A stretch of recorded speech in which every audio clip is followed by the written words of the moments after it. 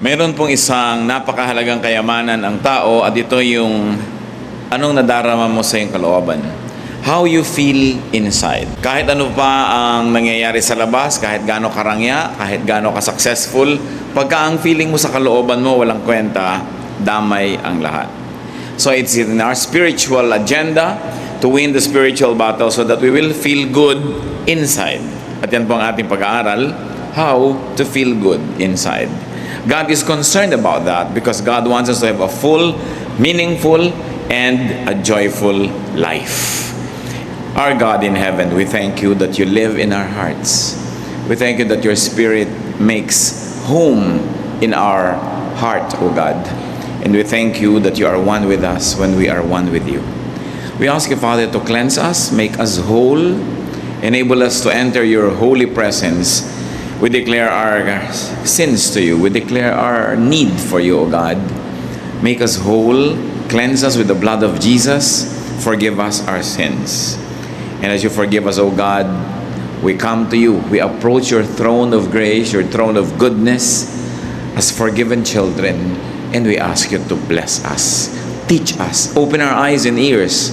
We reject any spirit that may take away our attention from you. We reject any thought that will divide our heart. And we like to attend to your words. We like to look at your face to hear your voice. Heal as you teach us. Enable us, Lord, to touch your heart. And may you touch our hearts as well so that we may be changed. Lead us, teach us. In the name of Jesus, your Son, our Lord, we pray. 1 Corinthians 6:19 says, your body is a temple of the Holy Spirit. Napakarami, malalim ang kahulugan ng ating katawan, ng ating puso, yung ating pagiging tao ay tirahan ng Espiritu ng Diyos. At bili naman sa Ephesians 4:30, do not grieve the Holy Spirit of God. So nakatira sa puso ng tao ang Espiritu ng Diyos at kabilin-bilinan, huwag palungkutin, huwag pagluksain, huwag bibigyan ng at tatanggalan ng sigla ang Espiritu na nasa atin. How to feel good inside. First of all, be clean. It's very important to be clean. Lalo tayo mga Pilipino, mahilig talaga tayo sa hygienic practices. Kahit ano pa ang kalagayan mo, pag hindi ka nagsipilyo, parang you don't feel happy. So, ang mga empleyado, makikita mo after lunch break, kanya-kanyang sipilyohan sa mga lababo, sa mga banyo, kung saan-saan. Kahit konti na lang ng tubig, ipampapaligo yan. Ano? Kaya mahalaga clean. But that's physical cleanliness. What more yung spiritual cleanliness? So be righteous if you want to feel good inside. Listen to your conscience. Listen to the inner voice. Sabi sa 1 Timothy 1:19, some have rejected good conscience and so have shipwrecked their faith. Pagka hindi tayo nakikinig sa konsyensya, at dahil may espiritu na nasa kalooban natin na nauuhaw, nadidiliman, nasisikipan, nahihirapan, nawawala yung ating saya, yung ating ginhawa ng kalooban, we don't feel good inside. A bad conscience makes you feel miserable. Kaya mayroong mga tao na kahit na magtagumpay, kung alam nilang nandaya sila, mayroong small voice speaking to them. Kahit na parang mayaman ka, marami kang kinita, pero alam mong may dinaya ka, mayroong nagsasalita sa'yo. Hindi makukumpleto ang iyong kaligayahan. So that's the first requisite for us to feel good inside. Be clean spiritually. And then be nourished by God's Word. Yung po mga bagong-bago sa Panginoon, bagong Kristiyano, bagong nagsimula na mag-aral ng Biblia, ito ang pinagkaiba nila doon sa mga dati na. Lagi sila nagbabasa, nauuhaw, nag-aaral. Kaya merong apoy na mainit, merong sigla, merong lakas na espiritual, yung mga bagong-bago ang relasyon sa Panginoon. Sadly, many people who are already in the Lord for many, many years begin to lose the habit of reading God's Word. Kung minsan nagiging dependent na lang sa mga instant Bible study guides, mga instant inspirational guides, at hindi na talaga napag-aaralan at nababasa yung salita ng Diyos. It's important for us to feed on God's Word. Why? Because there's the Holy Spirit in you. Kung yung katawan natin, pinapakain natin ng physical food, physical drink, yung Spirit naman sa atin, kailangan pakainin mo ng God's Word. It's very important. Many people who begin to wonder why they have lost the initial joy of the relationship with God will find that most of the time what is neglected is Bible reading. Yung Bible reading na hindi nagmamadali, yung talagang naghahanap ng katuruan, ng mga utos na susundin, ng mga bagay na dapat tigilang gawin, mga bagay na dapat simulang gawin, at mga pangako na dapat ay angkinin. Psalm 119, 105, your word is a lamp to my feet and a light for my path. You know that light gives comfort. A lamp gives you security. And very importantly, God's word detoxifies. Marami ng uso ngayon. Bismillah, uminom ka ng ganitong herb, uminom ka ng ganong gamot, gawin mo ito, gawin mo yan, para alisin yung mga lason sa iyong katawan. Para daw luminis ang ating dugo, luminis yung ating circulatory system, lahat-lahat ng yan. Pero ang talagang panglinis ng mga spiritual toxins ay yung salita ng Diyos. Daig talaga niyan kahit ano pang gamot ang maiisip mo. Kasi yan ang nagmumula sa puso ng Panginoon. It's not important just to read, but it's very important to meditate on God's words. Kaya dapat talaga ang taong mananatili yung joy sa kanyang puso, yung malalim na kaligayahan, nagbabudget siya ng oras, naglalagay talaga siya ng panahon para magbasa ng salita ng Diyos araw-araw. Kung yun man ay sa umagang-umaga, sa tanghali o sa gabi, kung ano yung hiyang sa inyo na panahon, pero kailangan ipinaglalaban yan. Ang mga taong tinatawag na nagbabackslide, ang kauna-unahan nilang makikita mong gawain sa pagbabackslide, yung hindi pagbabasa ng Biblia in a regular basis. Wala kang makikita na sasabihin mo, itong taong to, backslider or in a backslidden state, o nalayo sa Panginoon na patuloy na nagbabasa araw-araw. Parang hindi pa ako nakakita ng ganon. In fact, stopping reading God's Word and meditating on it every day is the beginning of backsliding. Paano po i-describe ang blessed man sa Psalm chapter 1 verse 2? His delight is in the law of the Lord, and on His law He meditates day and night. Siyempre yung ating mga Bible study leaders, mga preachers, may mga meditation yan later on for the consumption of everybody. Pero dapat meron kang personal meditation. Hindi mo lang iaasa sa teacher, sa preacher, yung pagkain, paglunok, pag-digest ng salita ng Diyos. Kailangan may kanya-kanya tayong ginagawang ganyan. Colossians 3:16, let the word of Christ dwell in you richly. Kasi nasabi ng iba, kaya ka nagkaka-swine flu, kaya nagkakaroon ng iba't ibang flu, bumababa daw yung resistensya. Bumababa yung immunity level mo. So, yung dati, dinadapuan ko ng sakit, umubo yung katabi mo, may dalang sakit. Pero kung malakas ang katawan mo, hindi mo tatanggapin yung sakit na yun kasi nilalabanan ng katawan mo. At ganoon dapat yung espiritu natin. Lagi tayong may intake of God's Word para pag dumadating yung temptation, dumadating yung mga pagsubok, yung mga hirap, hindi ka nun naigugupo kasi may panglaban ka. It's very important na pinakikipaglaban po yung reading and being nourished by God's Word. Meditation gives perspective. Lumilinaw yung maliit na problema, mukhang malaki yan pagka hindi mo yan tiningnan sa salita ng Diyos. Pero pagka naging malinaw sa yung salita ng Diyos, yung mukhang malaking problema, lumiliit. Meditation gives balance. Meditation gives a sense of well-being.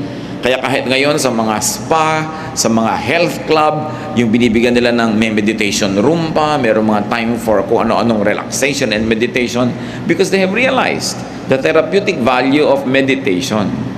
Ngayon, kung ginagamit mo yung Word of God, not just as therapy, kundi talagang cure, food, medicine, lalong-lalo na. Another way, of course, to feel good inside, at ito naman, alam nating lahat, pero dapat na-review kasi madalas na neglect. Pray. Be prayerful. Ephesians 6:18, pray in the Spirit on all occasions with all kinds of prayers and requests. At sabi sa 1 Thessalonians 5:17, pray continually. Kailangan tuloy-tuloy ang prayer. Why prayer soothes? Nakakapagpaluwag ng dibdib. Prayer empowers. Yung bago ka nagpe-pray, parang feeling mo, talunan ka na ng mundo, wala ka ng ilaban sa mga hirap, wala ka ng kapangyarihan, pero matapos mong mag-pray, when you say amen, you will feel the resurgence of power and energy because prayer plugs you into God. Kung yung ating mga instrumento, mga gamit na di kuryente, pag isinaksak mo sa plug, pumapasok yung kuryente, umaandar yung electric fan, umiinit yung plancha, tayo sa prayer, doon tayo napaplug in sa power ng Diyos. At yung kanyang kapangyarihan mula sa langit, pumapasok sa ating espiritu, nakikiisa sa atin. Prayer transports. Kahit ikaw ay nasa isang place of misery, when you close your eyes and pray and your spirit is with God, you suddenly find yourself to be in a garden that's quiet, or by a poolside, or in a refreshing greenery, because prayer transports. Prayer allows us to transcend physical limitations. Prayer, naturally, of course, transforms. Dapat ang tao, pag ganito yung kalagayan niya, tas nag-pray siya, pag dilat ng mata niya, pag sabi niya ng amen, hindi na ganun yung kalagayan niya, naiba na siya. Yun ang powerful prayer. Galit na galit ka kanina, nag-pray ka, kahit sandali, pinag-pray mo na alisin ng Diyos ang iyong galit, matuto kang magpatawad, matuto kang magtiis. Pag dilat ng mata mo, dapat hindi ka na kasing ganun kagalit. Kasi talagang ang tunay na panalangin, nagpapabago. Talagang maiiba yung pati physical makeup mo. According to researches, yung mga matataas ang presyon, magpe-pray sila, magme-meditate. Pagkatapos ng ilang minuto, kukuhanan uli ng blood pressure, bumababa, nare-relax. Makapangyarihan ng panalangin. Hindi natin kayang maunawaan, so magdasal na lang tayo. Hindi na aarok ng siyensya hanggang ngayon yung hiwaga ng panalangin. Pero ang nananalangin mismo ang nakakaalam nun. Kaya magtataka ka yung mga iba, mananampalataya, may daladalang Biblia, sinasabi Kristiyano sila, pero warrior, laging nagwo-worry. Pero ang kasabihan nga, why worry when you can pray? Nagwo-worry ka, baka ka magutom bukas, ano magagawa mo? Mag-pray ka. Nagwo-worry ka tungkol sa mahal mo sa buhay na ang layo-layo, baka nasa panganib. Kaya mo ba siyang iligtas? Nandito ka. So you pray. Why worry when you can pray? Why continue feeling negative when you can come to God in prayer and ask that God soothes you, comforts you, and that God changes your disposition?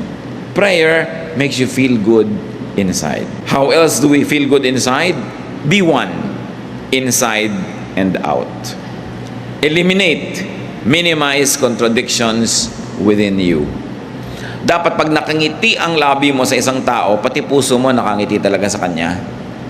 Mahirap yung nakangiti yung labi mo pero nakasimangot yung puso mo. Yun yung hati ka.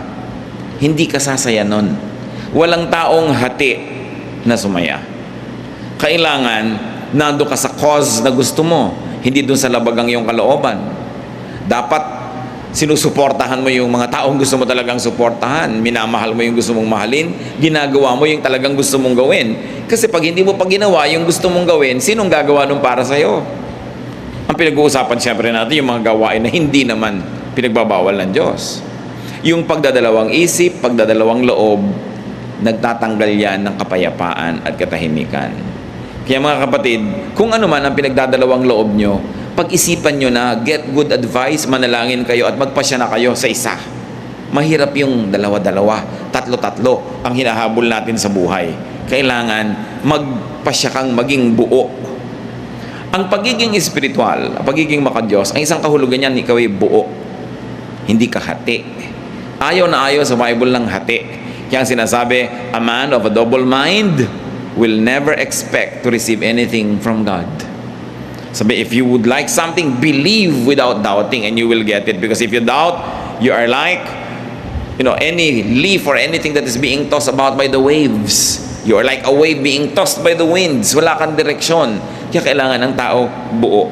Hindi hinahati ang puso. Halimbawa, nag-asawa ka na. Buuin mo ng loob mo na yun ay yung mamahalin mo. Hindi yung may dumadaan, iniisip mo, mamahalin ko kaya itong dumadaan. Nahahati ang loob mo. At pag nahati ang loob mo, it will show in your life. It will show in everything you do. Malilito ka ngayon. Minsan may kumakausap siya, wawala ka sa sarili. Ha? Bakit? Kasi hati yung loob mo eh. Dapat buo. What you think and say, what you say and do, must be one. So, do the good that you think. Meron kayong gustong gawin, gawin nyo. Lalo't mabuti yun. Kasi pag hindi nyo ginagawa, nahahati kayo. Do not frustrate your good side. Halimbawa, may nakaaway kayo. Gusto nyo na mag-sorry. Mabuting mag-sorry, magkasundo kayo. Gawin nyo. Hindi yung pinipigil kayo ng pride. Nahahati kayo. There's a part of you na gusto nyo gawin yung tama. Merong humihila sa inyo na huwag mo gawin yung tama kasi yung pride mo, paano naman, huwag mo mukha kakawawa, etc. etc. Hati. Hindi sasaya ang isang taong hati. Ikaw man at biyanan, may manugang ka, tanggapin mo na naging anak mo na rin yan. Kasi kung dalawang loob ka, tatanggapin ko ba o hindi? So may mga araw na natutuwa ka sa kanya, may araw na hindi, may araw na ang sungit-sungit mo, may araw na sweet ka naman, kasi hati. You've got to decide. And there are things you don't even have to decide about. We just have to accept them. Katulad ng sinasabi ko, biyanan mo, manugang mo, tatanggapin mo na yan. Wala ka ng choice. Bakit mo palilituhin ang sarili mo kung magiging devoted ka ba, mamahalin mo ba, papadalhan mo ba ng ulam, susuportahan mo ba? Gawin mo na lang yung tama kasi laging may nagtatalo sa kalooban natin. Yung maganda at yung hindi maganda. Kailangan pa ba naman nating ipaliwanag na yung maganda ang siya nating gawin? Sabi ng Panginoon sa Matthew 12:25, Jesus said, every kingdom divided against itself will be ruined. And every city or household divided against itself will not stand. Kung ang isang kaharian na hati ay matutumba, kung ang isang bahay na hati ay guguho, ano ang mangyayari sa isang puso na hati? Kaya dapat hindi hinahati ang puso. Huwag na nating lilituhin ang ating mga sarili. At kabaligtaran ng do the good that you want to do, bakit natin pinag-uusapan to? Marami pong tao, alam nila yung magandang gawin, gusto nilang gawin, pero may pumipigil sa kanila. Mga tatay, gusto nila halimbawa akbayan yung anak nilang lalaki na maging tender and nice sila sa anak nila, pero hindi, this is not the macho thing to do. So, pinipigil yung paggawa ng mabuti. Why? It's good. Hindi mo naman laging pwedeng yakapin yung anak mo, hindi naman laging available. So, why not do it? Marami din mga anak gusto mag-express ng pagmamahal nila sa parents nila, hindi ma-express, pero sa kaibigan, ang dali-dali mag-express. Pero yun lamang, yayakap ka sa magulang mo, magkikis ka, hirap na hirap ka rin. Bakit? Maganda naman yun. Huwag hatiin. And do not do the bad that you do not want to do. Alam naman natin yung masama, alam natin ayaw natin gawin, pero madalas nagagawa. Romans 7:19, for what I do is not the good I want to do. No. The evil I do not want to do, this I keep on doing. Sabi ni Paul. Ako na nga, sabi, ito yung gusto kong gawin na mabuti, hindi ko nagagawa. At yung ayaw kong gawin na masama, yun na lang ang madalas na nagagawa ko. Hati. Dapat hindi ganon. Walang taong sasaya pag hati siya. Meron pa pong isang nagpapasaya ng kalooban. Again, premise on the fact that the Holy Spirit of God resides in us, that we were created in God's image. You want to be happy inside, you want to feel good inside, be noble. Nourish your nobility, your greatness. Nourish your God-likeness. Genesis 1:27, so God created man in His own image. Ang ating wangis, wangis ng Diyos. Ang espiritu natin, espiritu ng Diyos na ibinigay sa atin. Ginawa tayo upang maging mahalaga, mataas ang uri.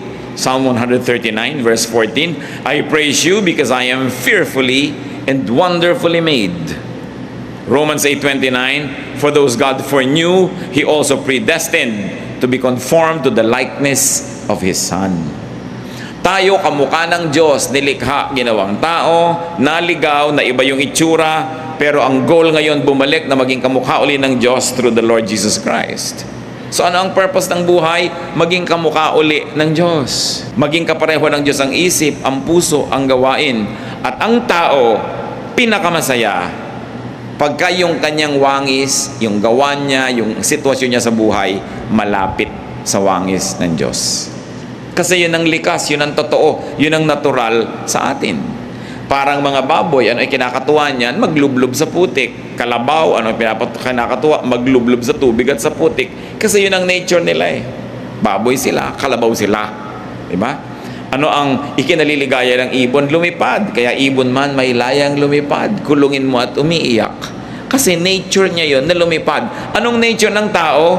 Maging kamukha ng Diyos. Kasi nilikha tayo na kamukha ng Diyos. At nung tayo'y nadapa at naligaw, kaya si Jesus ay namatay para sa atin tayo tubusin, para makabalik tayo dun sa daan, pagbalik dun sa magiging kamukha muli ng Diyos. So what is the goal of life? Christ-likeness.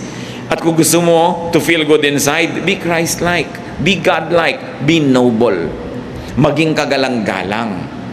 Kaya di ba pagka ikaw ay dumarating at binibati ka ng maganda, you feel good, ginagalang ka. Pero pag binabastos ka, you feel bad. Why? Kasi hindi natin nature na bastusin. We were created in God's image. Kaya pag binibigyan ka ng halaga, inaalok, binabati ng good morning, birthday mo, naalala, lalo't may regalo, tuwang-tuwa ka. You know why? Because pinapahalagahan ka. Kasi tayo yung mahalaga. Sino ngayon ang taong lulungkot? Yung hindi niya pinahahalagahan ng sarili. Yung pinapayagan niya na maging siya ay basahan dyan. Binabastos-bastos, binabaliwala. Walang taong sumasaya na ganun. Kasi hindi yun ang ating likas. What then should we do? No? How do we become noble and nobler and nobler? By making the right choices. May mga gusto tayong gawin na mataas, maganda, gawin natin. Meron tayong gustong sabihin na noble, gusto mong pumuri sa tao, gawin mo. Because it's the noble thing to do. Luke 12:12, the Holy Spirit will teach you what you should say. Ganon nakatanim sa atin yung Espiritu na pati sasabihin mo pa nga, maituturo ng Espiritu yung gagawin mo, yung desisyon mo, kung maganda ang relasyon mo sa Diyos. So, how do we become noble? Do good. We are most noble when we do good. We are least noble when we do things that are bad. Kaya nakikita nyo yung mga nahuhuli sa akto na gumagawa ng mali. Pinagmamalaki ba nila yun? No. Kasi hindi yun ang gusto natin na malaman ng tao tungkol sa atin. Kasi hindi tayo talaga ganun. Dapat maging mabuti at maging mabait. Because that is what is noble. Yung mabuti, inclination yon. This is the nature of the heart, mabuti. Yung mabait is kabutihan in action, nagiging kabaitan. So mabait ka, mabuti ka. Mayroong mga taong mabuti pero hindi mabait. Mabuti sila, hindi sila gumagawa ng masama. May intensyon silang gumawa ng mabuti pero wala namang action. Kailangan may action. Yun ang kabaitan. How do you feel noble? Kailan tayo nakakaramdam, mga kapatid, na ang taas-taas ng pagkatao mo? When you give more than you get, you feel noble. Yung nagbibigay ka, taos puso, you feel noble kesa ikaw yung binibigyan. Di ba?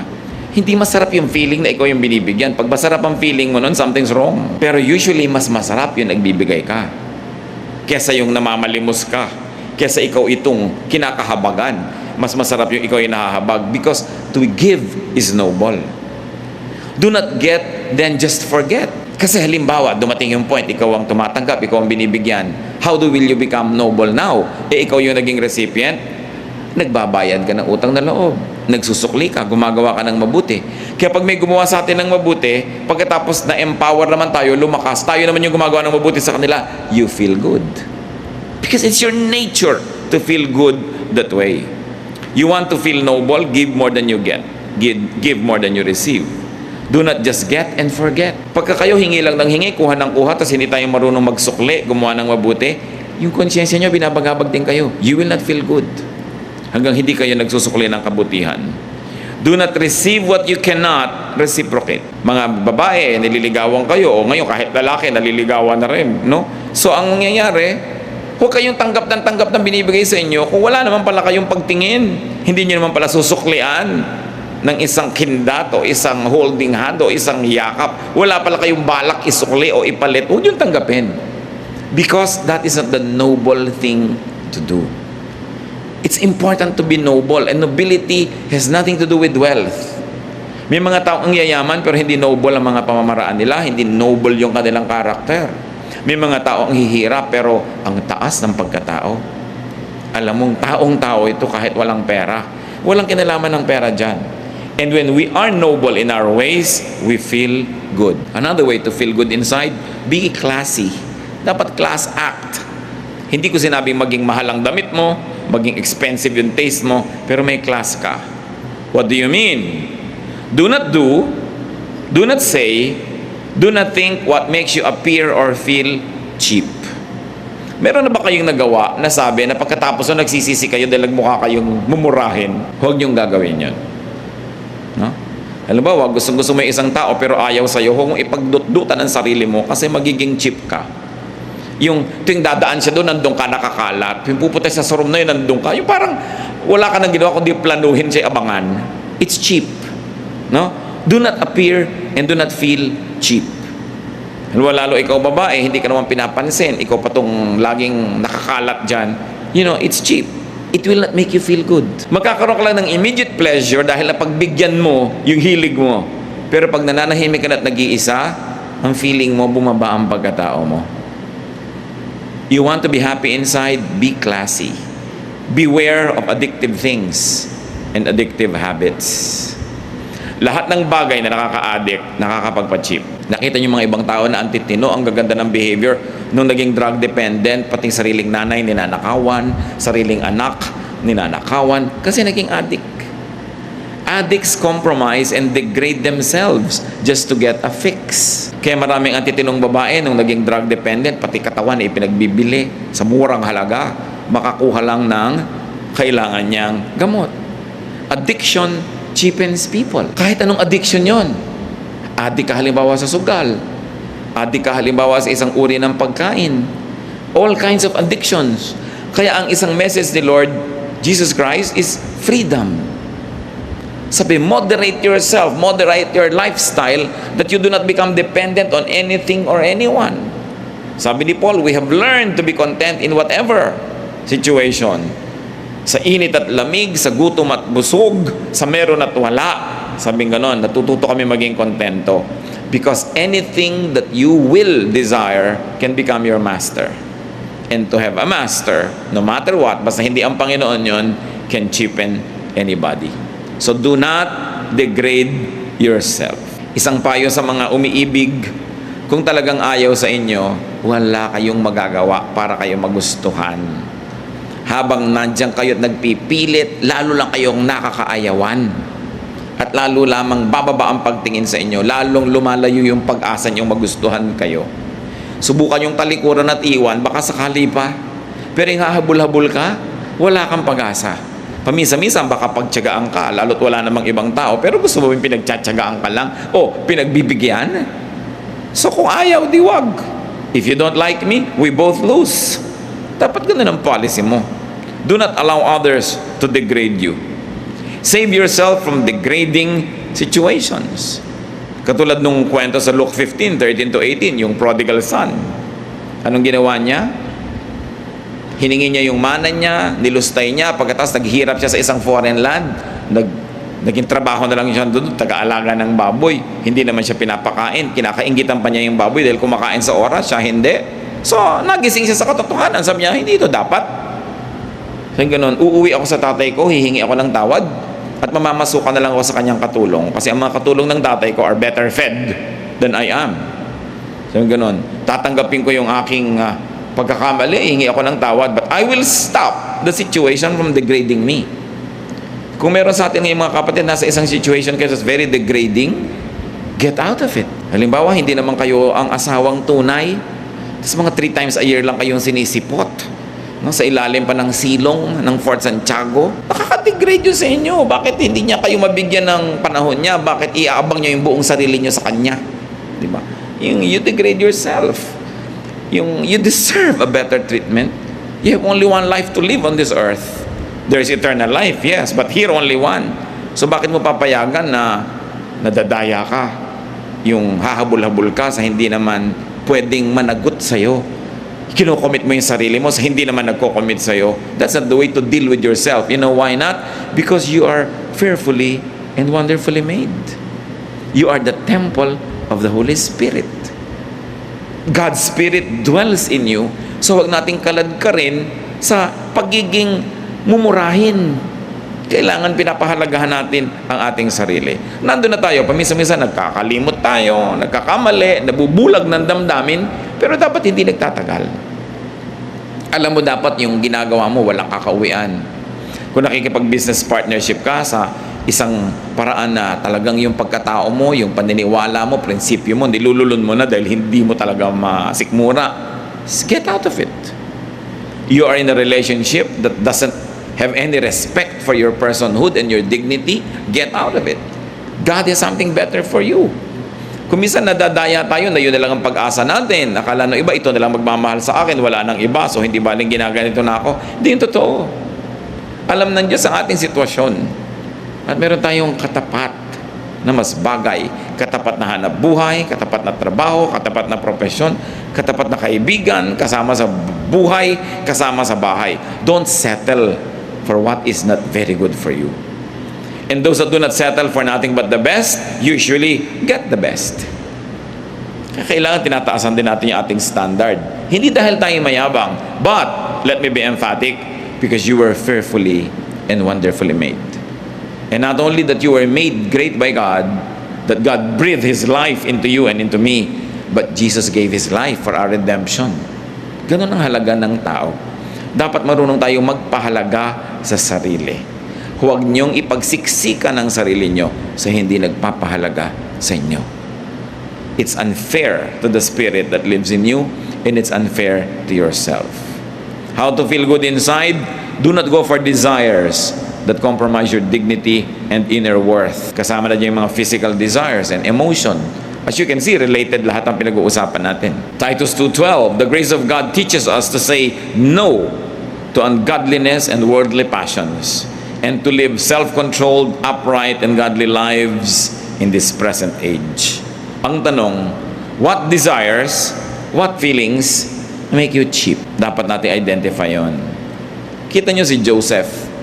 He was very young, very handsome. He became a worker in the household in Egypt. At yung misis doon sa bahay na yun, nagkagusto sa kanya. Lagi kasing wala si mister. So inaakit-akit niya si Joseph. Genesis 39, 6-8. Now Joseph was well built and handsome. And after a while, his master's wife took notice of Joseph and said, "Come to bed with me." But he refused. Kita ninyo, si Mrs. Potiphar was refused by a slave boy. So why put yourself in a situation where you can be refused? So in a manner of speaking, because of her desire, she cheapened herself.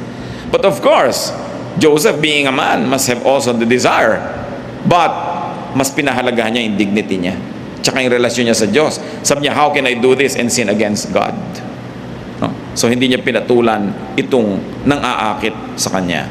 Sa Luke 4:3-8, ganyan din ang nangyari sa Panginoon. Inaakit ni Satanas na sumamba sa kanya. Bibigay ko to sa iyo, bibigay ko to sa iyo, bibigay ko to sa iyo. Sabi ni Lord, get behind me, leave me. God says that I should not. To paraphrase what happened. So, kung ikaw naalok ng isang bagay na gusto mo, at hindi mo na isip-isip na sa paghahangad mo sa bagay na yon, bababa ang kalagayan mo, madadaya ka nga. Kaya nagsisimula tayo mga kapatid sa mataas na pagtingin sa sarili. Hindi pagyayabang, hindi pride, but to remember who you are, that you are God's child, that you were created in God's image, and Jesus died so that you could be like Him again. Pag naaalala natin yun na may mataas tayong kalagayan, mataas na calling, then hindi ka papayag na ginaganong-ganong ka lang. Pag tayo inaapi-api, kinakawa-kawawa, binabaliwala, ang dapat mong gawin, remember who you are, that you are fearfully and wonderfully made.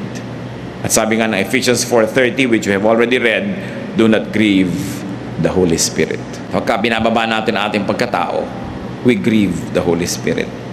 When we desire things to the point na susunod-sunod tayo, aabang-abang, we grieve the Holy Spirit. So feel good inside, and one of that is by changing the outside world.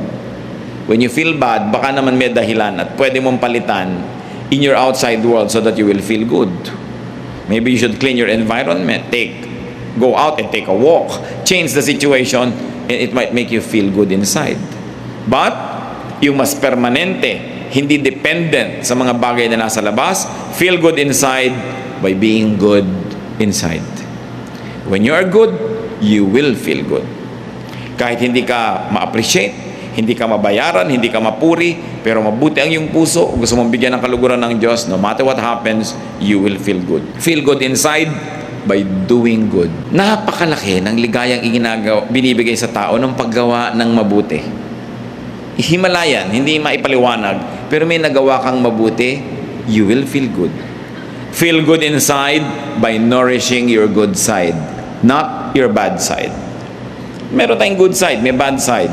But if you nourish the good side, you will feel good. If you nourish the bad side, you will feel bad. Kahit pa nga naging matagumpay yung bad side mo, but there's still this voice that will continue to make us feel bad. Mag-isip-isip tayo. Ama naming Diyos, nais namin ilapit sa inyo aming mga puso.